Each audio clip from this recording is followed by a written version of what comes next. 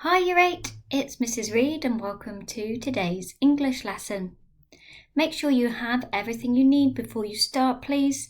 So that includes making sure you have a pen, you have some lined paper or an exercise book, and that you are distraction free. Let's make a start. So the first thing I want you to do today is think back to yesterday's lesson. In order to do that, I want you to write down and complete the following sentence. Jack the Ripper is a malevolent figure from history because, and you need to give me a reason why. This is checking your understanding of two things. Number one, who Jack the Ripper was, and number two, the word malevolent. Pause the video and complete that sentence now, please.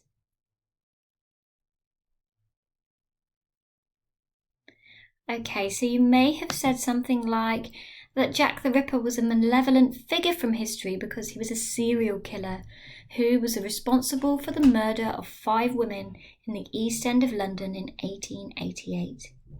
There are other facts and information that you may have also chosen to include, so this, just because you don't have the exact sentence as me, doesn't mean it's wrong. So just check carefully, but you've been clear who you think Jack the Ripper is, what you know about them, and why their behaviour would be described as malevolent. Okay, so today we're going to build some more contextual knowledge. At this point, you don't need to write anything down, but you do need to be carefully listening and tracking the text on screen. Let's learn a little bit more about the area of Whitechapel. The East End, also known as Whitechapel, was the poorest area of London. The smoke and stinking gas fumes choked the streets so badly, but at times it was not even possible to see your own hand in front of your face. These smogs were called pea soupers because of their greenish colour. Housing was disgusting. There was no sanitation, and sewage ran openly through the overcrowded, maze-like streets. There was little work available for women, and no social security for those women who were unemployed. For many such women, their only escape from their terrible lives was drink, and they quickly became helpless alcoholics. In the autumn of 1888, 6 women in this area became the victims of the killer we now call Jack the Ripper. Okay, so this is a bit of a memory challenge. I would like you to pause the video and write down 3 things that you can remember about Whitechapel. Off you go.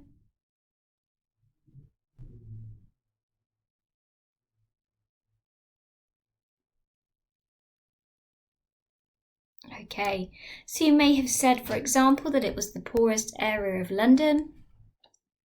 You might have made a note of the smoke and the stinking gas or the smog, that the housing was disgusting, that there was little work available for women, and that many people were led to drink and became alcoholics. In order to explore this a bit further, we need to build our vocabulary. So we have 2 words today. The first is the word oppressive. Oppressive is an adjective that means inflicting harsh, brutal, or cruel treatment onto others. You can see from the image here, it looks like somebody's sort of thumb or hand pushing someone else down. And the origin of this word, its etymology, means pressed against, kind of being pushed downwards. An example of this word used in a sentence is this. In some parts of the world, oppressive leaders use violence to control the people. I would like you to write down the word and its definition, so pause the video and do that first. Next, I want you to explore using the word in different ways. So the first one asks you to rewrite this sentence so that it contains the word oppressive. Some countries suffer from brutal heat during the summer months. Write the sentence, but make sure you change it to include the word oppressive.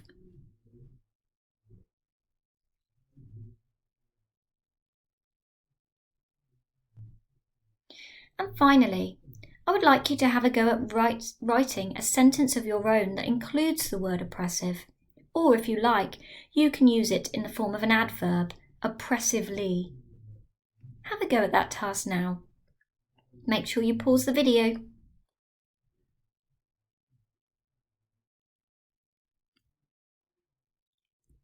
Okay, so our next word is the word notorious. If something is notorious, we say that it means it's well known for having some bad quality or known for a bad deed. Notorious in Latin means generally known. So let's have a look at an example.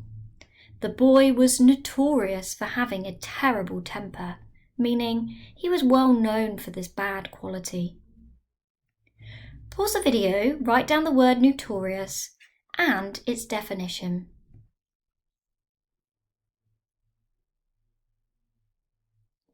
Alright, now have a go at using the word in a sentence. You have a sentence written here, the street was well known for its high crime rate, and I would like you to rewrite that sentence using the word notorious. Pause the video and do that now. Okay, let's just check our answers. So, number 1, oppressive. Some countries suffer from brutal heat during the summer months. I could actually change the word brutal there and switch it out for oppressive. So I would cross this one out and I've put instead, some countries suffer from oppressive heat during the summer months. And number 2, notorious. The street was well known for its high crime rate. Well, we know that notorious means well known, so I could take this bit out, well known, and I could replace it with this word. The street was notorious for its high crime rate. Check and correct your sentences, please. Okay, here we can create a bit of a link to our prior learning. In our unit on Greek mythology, we talked about Erebus.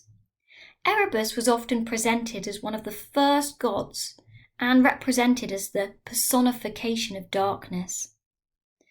In fact, he's identified as being one of the first of 5 beings in existence that was born out of chaos. In Greek literature, the name Erebus is used as a region of the Greek underworld, where the dead pass immediately after dying. Let's have a look at a description of an evening in Whitechapel. You can see that the 3 words we've just talked about, oppressive, notorious and Erebus, have been highlighted in the text. Listen to the description and read it through on screen, and I want you then at the end to answer 2 questions. Tell me, does this sound like somewhere you would want to spend an evening, and what do you think Whitechapel was notorious for? The street is oppressively dark, though at present the gloom is relieved somewhat by feebly lighted shop fronts. Men are lounging at the doors of the shops, smoking evil-smelling pipes. Women with bare heads and with arms under their aprons are sauntering about in 2s and 3s, or are seated gossiping on the steps leading into passages dark as Erebus. Now, round the corner into another still gloomier passage, for there are no shops here to speak of. This is the notorious Wentworth Street. The police used to make a point of going through this only in couples, and possibly may do so still when they go there at all. Just now there are none met with. It is getting on into the night, but gutters and doorways and passages and staircases appear to be teeming with children. Okay, pause the video and answer the 2 questions at the bottom of the screen. Don't forget, for the second one here, you need to make sure you write in a full sentence. I think Whitechapel was notorious for.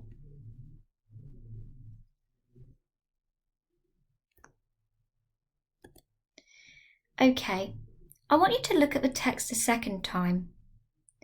This time tell me which words you think are particularly effective at creating an impression of the street. You might like to look at the ones I've highlighted, but look closer still and see if you can choose some other words that you think create an impression of this place.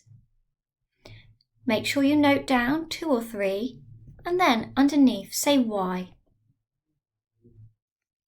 Pause the video and have a go at that now, please.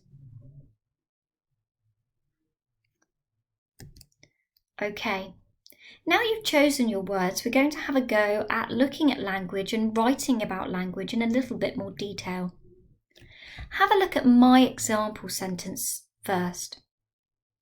I've said here that I think that the writer's use of the word oppressively is particularly effective because it not only intensifies the darkness of the scene, but it represents the way that the people are being brutally pushed down by the evils of poverty and Jack the Ripper. I would like you to have a go at zooming in on 2 of the words you have chosen. Make sure you use the sentence stem, include the word you have chosen, and complete a not only but also sentence to explain your reasons for choosing this. I would like you to do that twice, please. So pause the video and have a go at that now.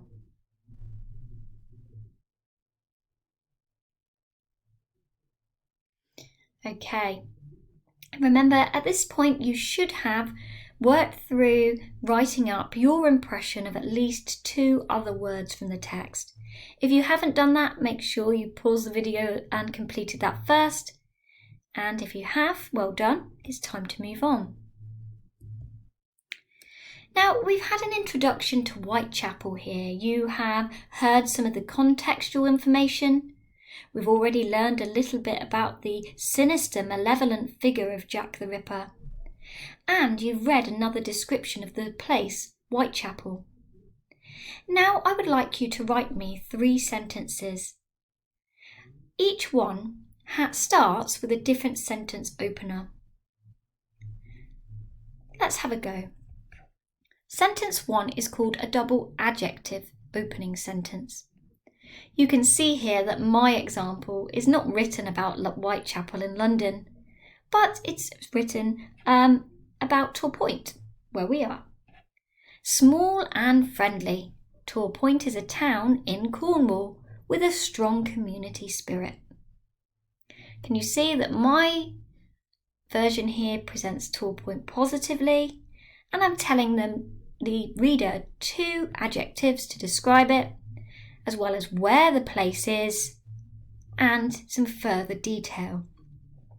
So over to you.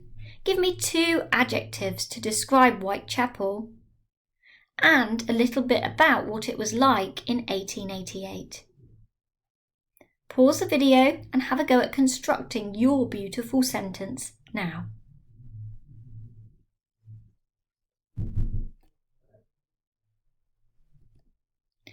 Alright, now we're moving on to the not only but also sentence structure. Let's look at my example, which, you've guessed it, is about Tor Point. Not only is Tor Point a great place to go shopping, but also a wonderful base for exploring local beaches. Okay, so this time I want you to tell me 2 facts about Whitechapel. Not only was Whitechapel one fact, but also something else. Once you have written this, don't forget to check that your punctuation is correct.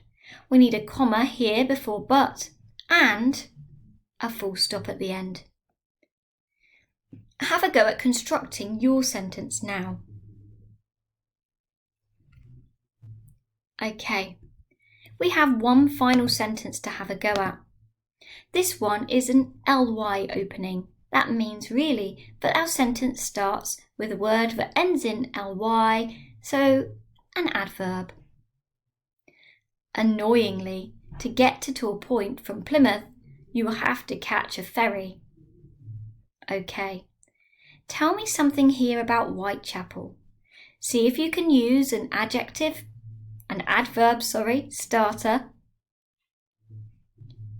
an adverb ending in ly, and tell me something about Whitechapel. You could choose any one that you like, so it could be interestingly, worryingly, any of your choice, but tell me another fact that you know about Whitechapel.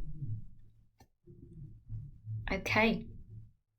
Once you have completed those 3 sentences to practice your writing, I want you to make sure that you take a picture of your work and you send it over to your teachers.